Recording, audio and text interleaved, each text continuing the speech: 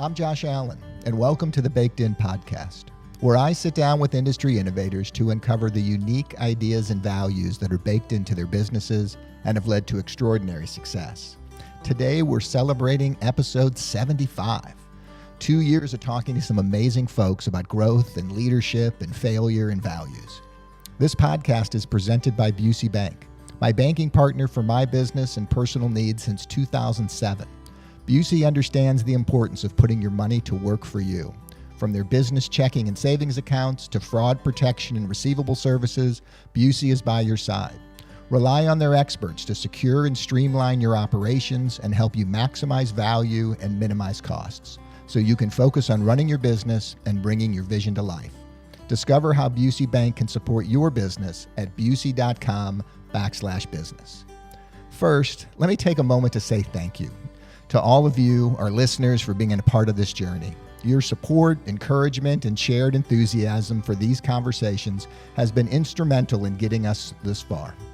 Whether you've been with us since day one or just discovering the show, I'm so grateful to have you here. If you've been enjoying the podcast, the most impactful way to help us keep growing is by subscribing on Apple Podcasts, Spotify, or YouTube and leaving a review or comment. Your engagement helps more people discover the show and allows me to continue bringing these stories to life. It only takes a moment, and it truly makes a difference.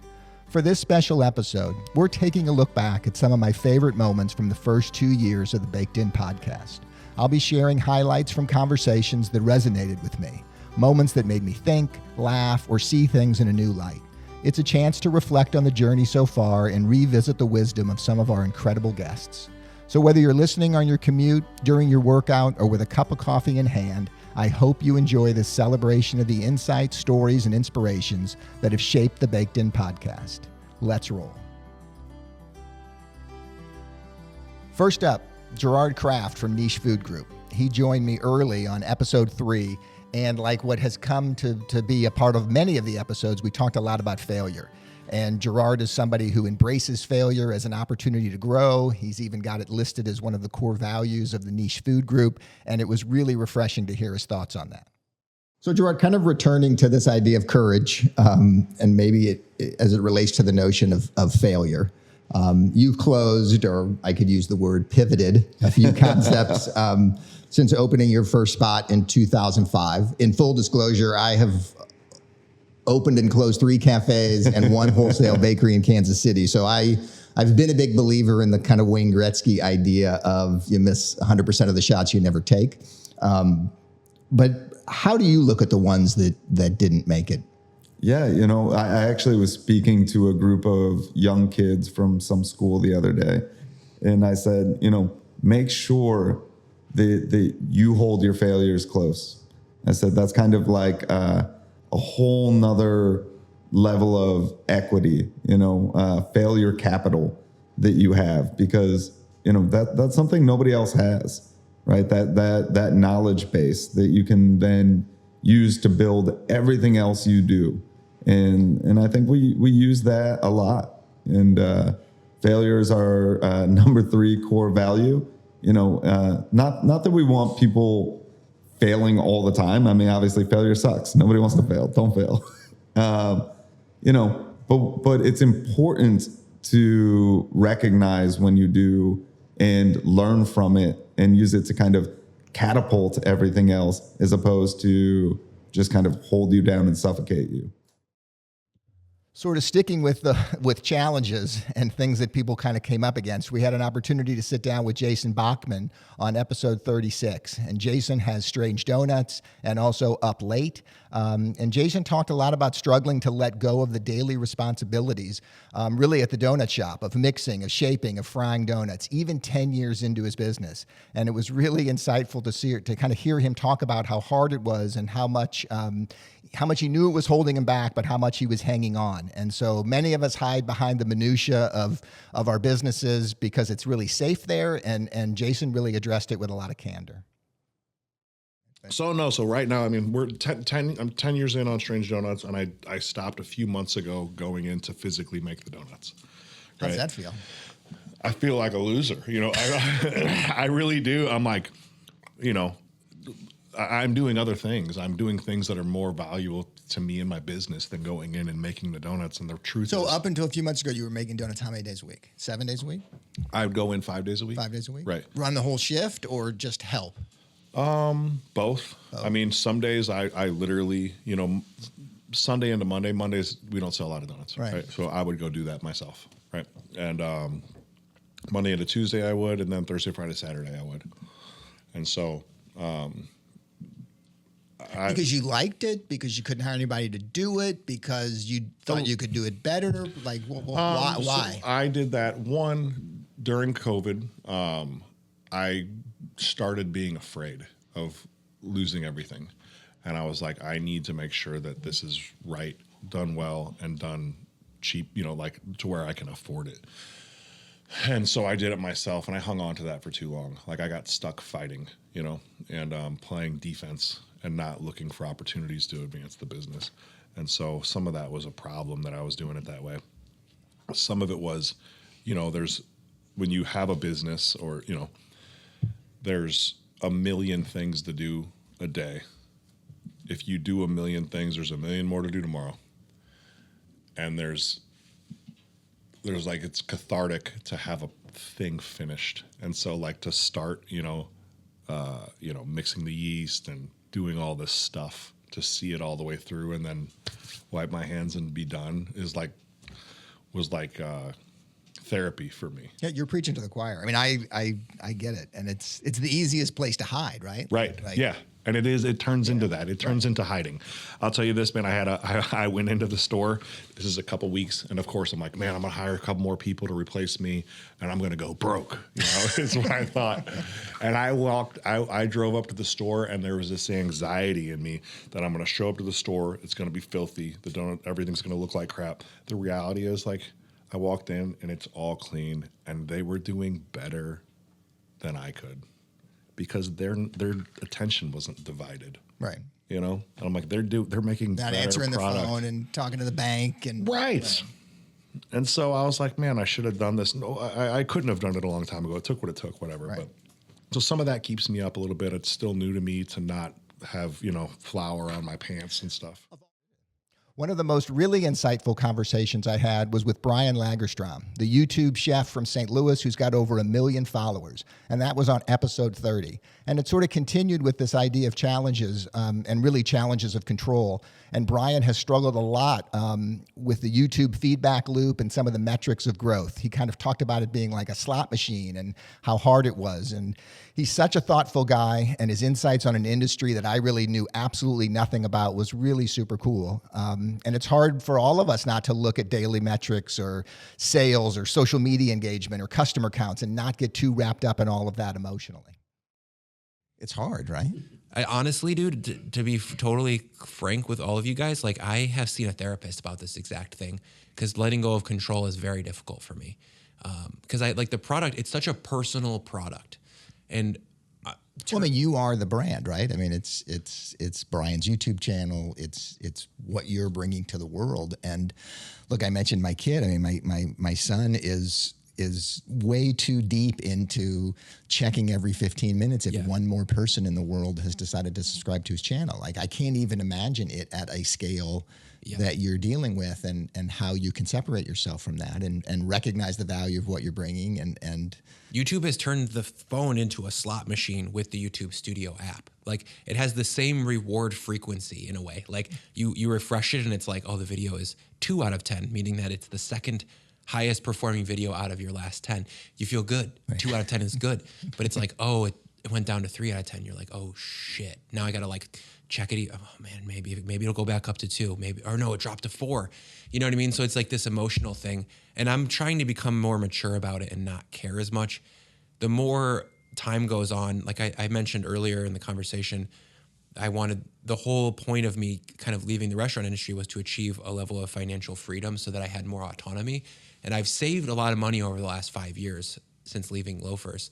And so I'm getting closer to a point where, like if the channel doesn't always get 1 million views, like it doesn't matter. Like I don't need the money, like my wife and I have a pretty low cost of living. We live in a a house in South City that costs us literally $1,000 a month. It's insanely low cost of living. So I don't need to be making videos that are getting millions of views. I just want to because it feels good from an ego perspective. Sure. Or like the game is calling me constantly. So you mentioned, and every once in a while, I brought some family into the show, and my first cousin, Andy Cohen from Watch What Happens Live and Bravo Television, joined me on episode 27. And so pivoting a little bit away from food, because I know we've had a lot of hospitality folks on the podcast, it was a real pleasure to kind of nab a few minutes with Andy and talk a lot about leadership and some of the mentors he's had. I've known Andy intimately for a really long time, and it was really fun to get a backstory from him, and especially interesting to hear some of the ways in which he's grown and evolved over the years. And how do you lead those people? Like, what is your leadership style? I think my leadership style is I'm very direct. I've had great mentors both at CBS News and at Bravo. I've worked for a lot of great women. Women have really guided me through my time. And I think that the two probably most influential have been Frances Barrick and Lauren Zalaznick, who Lauren started running Bravo and Frances was there the whole time. And Frances has been running it for many years. And I think both of them are very direct. They're very goal oriented. This is what I got from them. Direct, goal oriented. They have always taught me and everyone around us, and I've tried to impart this at Watch What Happens Live, to know your brand. I think that we at Bravo, we always knew what our brand was, or we figured out what our brand was, and then we started producing into the brand. Knowing your brand is so important. And I think that's something that you've done at Companion. You know what the brand is, and you know what the ethos of the company are, and what the goals of the company are. And I think for Watch What Happens Live, we all know what the brand is, and we know what we're trying to do, which is create an authentic, one-of-a-kind talk show that is unlike most others on television. I would say. Another great conversation was a little more recently on episode 70 with David Stein and Stephanie Abijay. And they are true craftspeople. They have David Stein Furniture over in Illinois, true farm to table. They grow, they harvest, they process all their own timber to make beautiful tables and counters and headboards and stuff. And they talked a lot about brand and knowing who they were and what they do well and trying to make sure that they stay in their lane. They also invite the customer into the process of building not only sustainable furniture, but also a sustainable brand and a sustainable company, which I thought was really interesting. I really enjoyed their thoughtfulness and just so how do they approach their business overall? Yeah, natural furniture is really our thing. It's all natural wood, nothing imported, no veneers, no inlays, no weird finishes. It's just beautiful natural wood. Yeah, and in terms of what you're getting at earlier too, the price point is up there. But we have 4 employees. We're making things right here in the Midwest out of materials from the Midwest. Everybody makes a living wage. We have insurance, all that kind of stuff that, the kind of quality of life that you as a customer might want your cabinet maker, your furniture maker to have. And so if you want to have that and not just race to the bottom with furniture from Wayfair, IKEA, wherever it is, then you come to us. And then you're also investing in a project and in a product that you have had a hand in the design of, and in the even down to the picking of the wood and the finish and the leg style and the dimensions and the whole thing. And so it's a custom product, a higher end kind of thing. And so if that's what you're into, then that's where. Right, and you guys say that so confidently, which is nice to hear. Because that's the pitch that you have to make. So given that, you guys sort of understand your vision, you're getting a lot of inquiries, you have opportunities. What keeps you up at night as you think about the business? What are the biggest challenges? What are the things that kind of scare you as you look ahead with where you sit right now? Well, I think one thing is as we get into bigger and bigger projects and there's more people involved at every stage, things get a lot more complicated. So I end up taking steps back from actually being the guy who is doing all the crafting on the floor. Now my team mostly does that, and I spend a lot of time, dealing with contractors and dealing with architects and trying to read blueprints and understand what all these specs are and fill out paperwork for like LEED certifications and things like that. And I feel like the construction industry has put so many impediments in its own way that it's amazing anything ever gets built. But that's what I spend a lot of time doing now. So like, Do you enjoy that part of it? I don't really enjoy it, but I'm at least able to navigate it. I think going to law school was really a good thing for me because you can throw a stack of code at me and I can still read it and understand it and question you as to why you're not enforcing it the way I think it should be enforced, and then you can tell me Goes what's over going really on. well with Yeah. the inspector. Right. No, I mean, look, it's the hardest part about growing and scaling a business that has Yeah, it's some the craft in it. Right? Like, regulatory I spend more environment. time packing bread than I do making bread. Yeah. Unfortunately, because that's the harder aspect Yeah. to hire and retain. Yeah. And in the end, it's all important. Like that Yeah. all work has to get done. And Yeah. so somebody has to do it, and it just keeps you out of the shop, which Yeah. you Which have is to be able what to balance those things. And that's what I really like doing. I like being in the woods. I like being in the shop. But, in order to make those things pay, you have to be able to sell furniture, which means you have to navigate these regulatory environments and these different things. So, I don't know. It's just one of those things. And that makes me nervous, all that kind of stuff. If I'm just on site dealing with construction guys and with the owner, like, I can navigate that with my eyes closed. But then when inspectors and third parties and the money guy all get involved and everybody wants to spoil the broth, it's tough. Then on episode 64, Brett Arndt from Experience Fresh, digital marketing firm here in St. Louis. And Brett is a dreamer, for lack of a better way of saying it. He runs St. Louis's highest ranked company on the Inc. 5000. And he's had over 1,100% growth in the last 3 years. And he's really built a team around himself that creates guardrails, that creates constraints that allows him to continue to dream big. It was interesting to sort of talk to him about creativity and how constraints are necessary in order to continue to foster that. He's got absolutely the biggest plans for growth of anybody that we talked to in the last couple of years, kind of envisioning thousands and thousands of employees and a really, really large company. And so it was insightful to hear about the kind of people that he was surrounding himself with such a big dream and a big focus on growth. So are these new folks? Are they there to say no? They are. Are they there yeah. to stop to put a rope on you to slow you down, or have they invited or embraced the kind of yes culture that you? Yeah, I would say that maybe a definitely not to the yes culture, and a lot of that's my business partner, my partner Joe DeBoer. Which I'm so glad that we now have what we call our ELT, our executive leadership team. And because of my partner, he would say he got really tired of telling me no. And me being, I would just be super excited. Or I would always be like, hey, you got to let me down a little slower. Like coming with this idea that on back and napkin made total sense to me. And, our office, if you're in our office, it's surrounded by whiteboards and glass walls, all of which are mostly written on.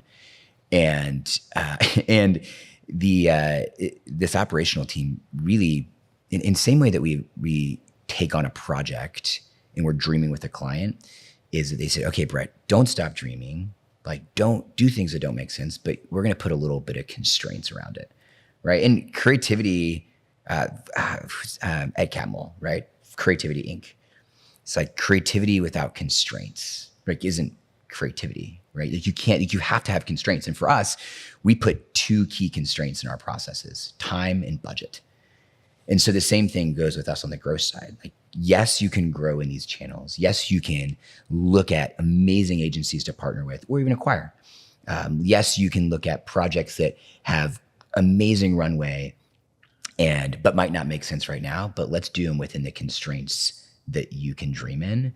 I think those rails have been super helpful. And then having people that you trust that don't tell you yes, because you create that fan mentality and you create that. I think we've all seen the demise and the fall of founders that do things like that, and Sure. it's just you might see 1,100%, over 3 years, and then you might see a really scary drop over the next 3 years. But I mean, I also had a chance to sit down with Joe Edwards, the serial entrepreneur who has essentially created the Del Mar Loop, which is one of, it's kind of a premier shopping and destination district in St. Louis. It's been around since the 1970s. He's been doing this for well over 50 years. Restaurants, shopping, entertainment, bowling alleys, golf courses, movie theaters. He kind of does it all. And it was interesting to hear him talk about his understanding and appreciation for the fact that he does many of the things that he does by his gut, and that even though he knows he probably should have more metrics, he really is sort of a gut driver when it comes to sort of how he makes his decisions. And I really loved hearing his simple, straightforward expectations about straightforward expectations of his customers, which I thought was pretty interesting, and also of employees. I mean, he really runs a tremendous organization, and he does it really simply. Well, all I expect of anybody, other than to work hard and all when it's necessary, is to treat people with respect and consideration. And that's the very first thing on the manual, and it's the only thing that really matters to me. And I try to lead by example by being nice, I guess. I like nice employees and I like nice customers. I also don't hesitate throwing out bad customers. And the staffs really know how to do that. Politely try to get the person outside first, and then talk them down, and then beep, bye, you're banned forever. And but that set a tone for the Loop. The first couple of years at Blueberry Hill, I almost went out of business 3 times in the first 2 years, mainly because I banned for life 2/3 of the customers. They were the heavy drinkers and all, and had a lot of money, but I wasn't going to put up with them. You can't go up to a woman and say, "Hey, babe, you can't say that. You don't know her. You can't. You're out." "Well, you can't ban me." I said, "I can." And there were a lot of repercussions those first couple of years, a lot of broken plate glass windows when people would retaliate. I spent more on plate glass than I ever have on any place combined since then. But it set a tone, and for the Loop, too. We're not going to put up with bad people or rude people.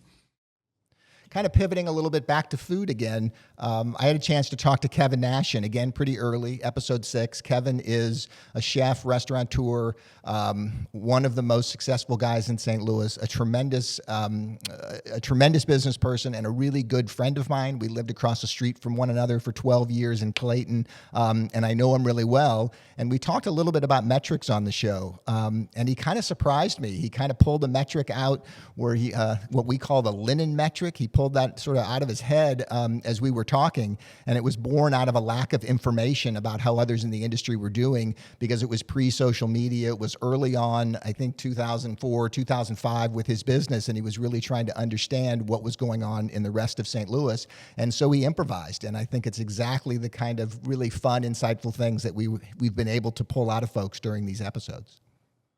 My curiosity has always gone way back, and it's kind of like the first years of Sydney Street. We were all tablecloth and stuff, and I remember like the 3rd year we had it, 4th year we I couldn't figure out, like, things were declining a little bit in terms of volume of business and stuff, but I couldn't get a read, really. We didn't really have social media. It wasn't that prevalent back then, and I couldn't really get a good read on what everyone else was doing. So what I did was I would do moves like everyone used Crown Linen back then, and all the fine dining did.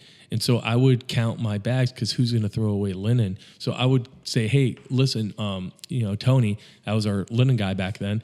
I'd be like, "Hey, how many bags did Tony's have this weekend?" And he'd be like, 9. And I'm like, "Oh man, we had like 7." And then it'd be like, "Oh, hey, what did Monarch do?" And it's like, I based all my stuff on that. And it's kind of like, and I would tell like Gerard, and even though like Gerard was like one of the first people to not do tablecloth, which was genius.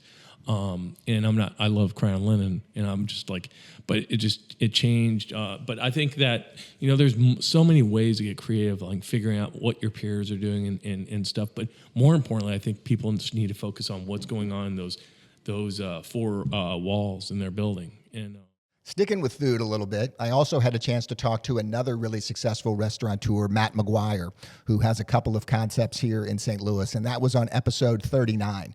Matt is a true hospitality pro with a tremendous attention to detail. He makes spaces that are impeccably understated and delicious and comfortable. And we touched on something that's really important in business, especially the restaurant business, and that's the push or the supposed push for innovation and change. And Matt has a totally different take on it, that customers really don't want change, even though they keep telling you that they do. And again, another really insightful conversation with somebody who I really enjoyed sitting down with. How do you do that in a I don't know what the term is, classic restaurant? So I would consider both of your spots to be kind of classic. How do you fight that urge to change the menu, keep things fresh and keep things new versus saying, look, like we do have folks that it's special occasion. They're coming here only a handful of times a year. Even if it's a great customer, there's enough great places in St. Louis, right? That you're only going to get them a handful of times a year. Yeah. And it's okay that I love the fried cauliflower and that's the dish that I want. And what the hell happens if it's gone? Right. Like, I how do you look at that? Yeah, I think about it all the time. Customers say that they want a lot of new stuff, but they don't mean it. They don't. Meaning the thing that gets you in your car. And, you know, like this gorgeous body is not just built on wheatgrass. This, you know, like there are things that drive me to go to places. And those are items that have been on their menu forever and they execute them. And so I have a little bit different take on it. Like I like having specials. I like giving the chefs outlet to do things. But as long as you have a standard and you buy the same stuff and you have the standard of how you cook it, how you make your stock, how you make your sauce, that's what is the building block of the restaurant. That is the restaurant. You change it on them all the time. If you change your format all the time, you've not even given yourself a chance to sort of show them what you can do. And like I feel at Wright's, for instance, it's a new restaurant. We opened, I think the December 5th, so we're a little over a year, right? We're just now practiced. It feels like, we don't have any specials, right? Like it's a tiny kitchen and I want the menu that we do. We'll probably start introducing some stuff, but I think it feels good, the discipline and the regimen it takes to knock this stuff out. Like now it feels like we can step on the gas and, we'll get that acceleration because everyone knows their roles. We've picked up that a whole line of halibut dish and salmon dish out of, a still oven all year. We know how to do it. We know where the stuff goes. We've installed different shelves. We've had this sort of ergonomic sort of thing that we do every day. Like, man, this is terrible. Why did we do this? Like, this is dumb. And so that, I think, and the instinct to fight, to the idea to say no, like that's a bad idea. It's always probably a good idea if it's like, we need a place to put these pans. So I feel that the thing that brings people to the restaurant is the solving of those dance steps, that it's practiced, that regardless of how busy we get hit, or even if the tickets come in a very less than ideal wonky way, because that happens sometimes, like the people who are far ahead are holding menus and the people that arrive order and everybody, boom, same time. And you can just go. You can put the throttle up and these guys, it's going to go. That feels really good when you know that chicken or the whatever dish is the same, or plausibly the same, meaning because that's how our business is built. You and I go out to eat. You take me to a place that you like. I've never been there. We both have this thing that's delicious. I then go bring him next time. And if it's the same, we have the same experience, I'll come there all the time. If it's not, we might never come back there. Right. That's how dumb it is. Right. It's that dumb. We can go on about all the dumb things, but I think that practice and that acknowledgement that yes, it's important to have change. Yes, it's important to provide variety. But if you have things that people crave on your menu, that's you feel more like you have to answer that. I mean, do you get pressure I ask you the question, but we're sitting here on a podcast. Like, do people ask you about that? Like, do you hear that criticism that the menu doesn't change, even though like you said? Yeah, I have good friends in the business, and I like hearing that's their take. And my rebuttal to that is, I think I'd see you the same amount of times. And those people are getting the exact same thing every time. Right. They're not trying the new thing. That's super interesting. They're not ever trying the new thing. They're getting the thing that they always get. Right. That's because that's why they came back. Yeah, they're if they eat the mussels there, they're going to get the mussels and something else. That's their jam. They're going to get that and some really bright, inexpensive white wine. They're going to be happy.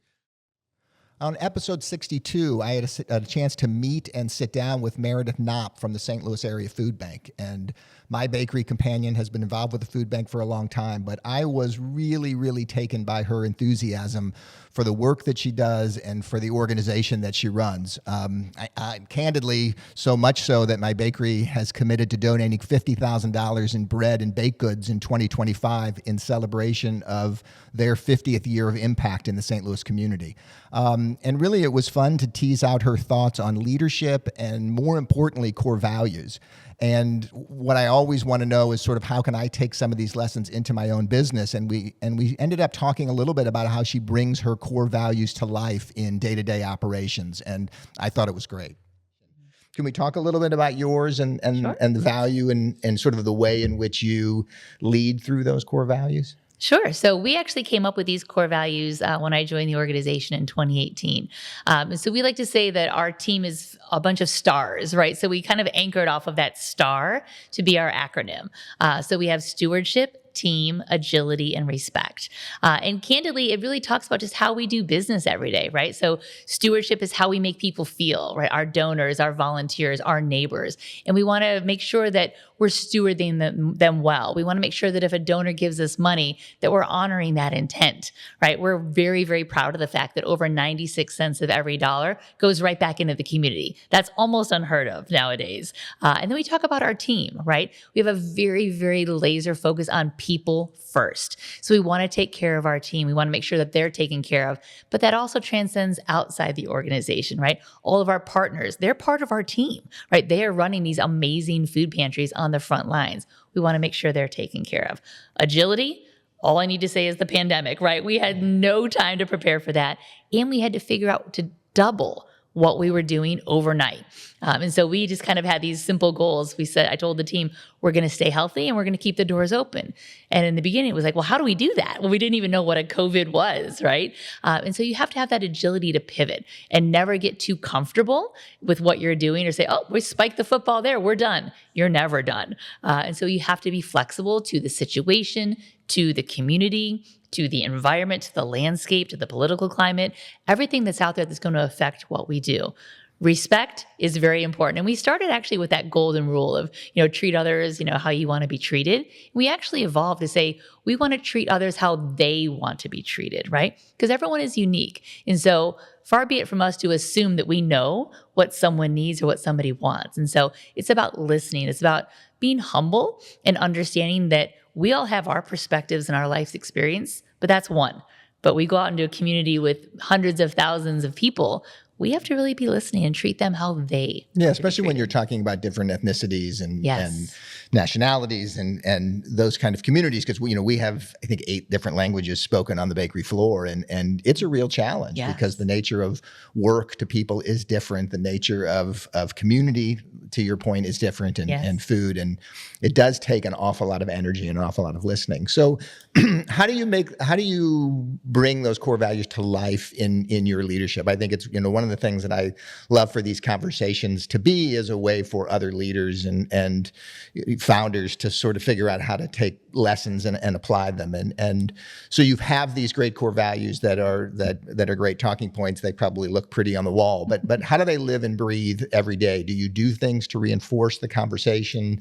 Are they part of every meeting? What does it look like, or what do they look like sort of on a day-to-day basis? Sure. So from the leader level, I expect that our leaders are modeling those behaviors that we want our team to emulate, right? Be the type of leader that you would want to follow. I always tell people, it's kind of like when you watch TV and you're watching something and the mouth is moving and the audio is a little off. Your audio and your video have to match up because people can sense that. But how it comes to life is that, yes, it is, of course, on our badges, it's on our walls, but we actually have monthly recognitions that we do. We call them cause for applause. And so team members can just write something down in our our employee feedback box and shout another team member out. Hey, thank you to this person for showing us what stewardship looks like. Thank you for this person for how they demonstrated respect. And then we actually have quarterly awards that we give out. So first quarter is for stewardship. So everyone is nominating people right now for the stewardship award. And our culture committee will actually review those and select someone. And then that winner, gets some swag. They get a special parking spot, which is very coveted at the food bank. And so the second quarter, we have an award for team, third quarter agility, fourth quarter respect. So we try to have them come to life and not just be words on a piece of paper. Yeah. Early on episode 14, I had the chance to sit down with Tamara Keefe of Clementine's Creamery.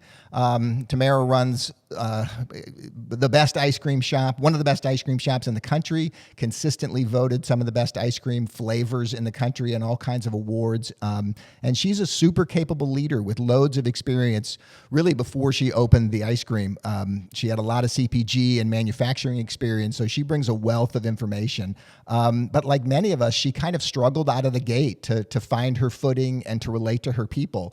And it took her a few years to figure it out. And I really appreciated her transparency and her candor sort of in talking about that. I thought it was really refreshing, and it's interesting to see somebody kind of talk through that exercise in hindsight and turn it around and now having developed a really fast growing and successful business. I had to go through a lot of personal growth and humbling. And, I was not a great leader in the beginning of Clementine's, right? Because I was using the skill set that I had in the big corporate America. And guess what? That doesn't work for my workforce, right? And I was so frustrated.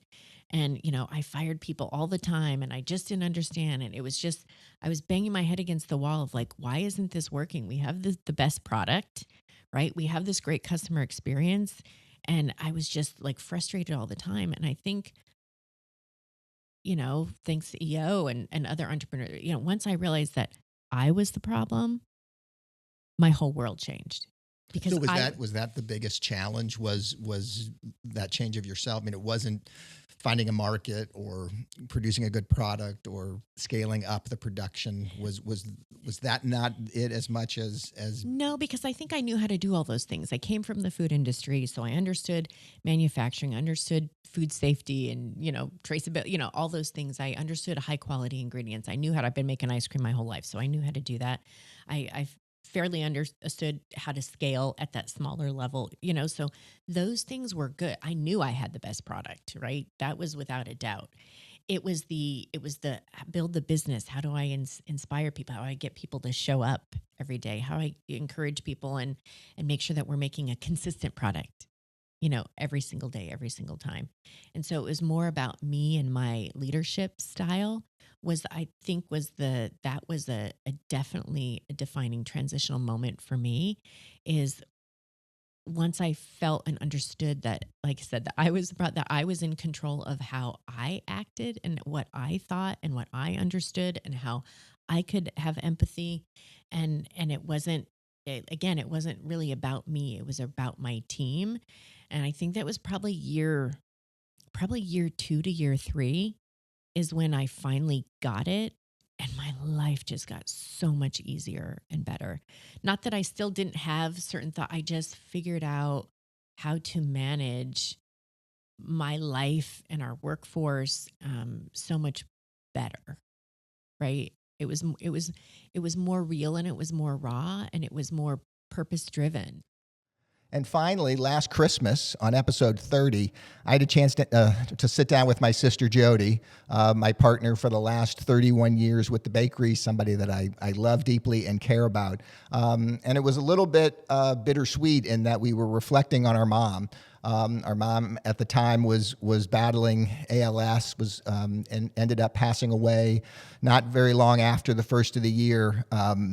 And it was such a joy and a privilege to be able to have this podcast in order to be able to tell my mom, who we knew was listening, how we felt about her and the impact that she had had on our business. And we grew up in a very entrepreneurial family. And I think, many folks sort of credit my dad and my grandfather and cousins with sort of the business acumen we have. But Jody and I both realized that 30 years in, that really where our success has come from is from generosity, and that's a trait and a characteristics that was born directly from my mom. So it was the biggest gift of the podcast, honestly, in the first 2 years, was the opportunity to say those words to her before she passed away.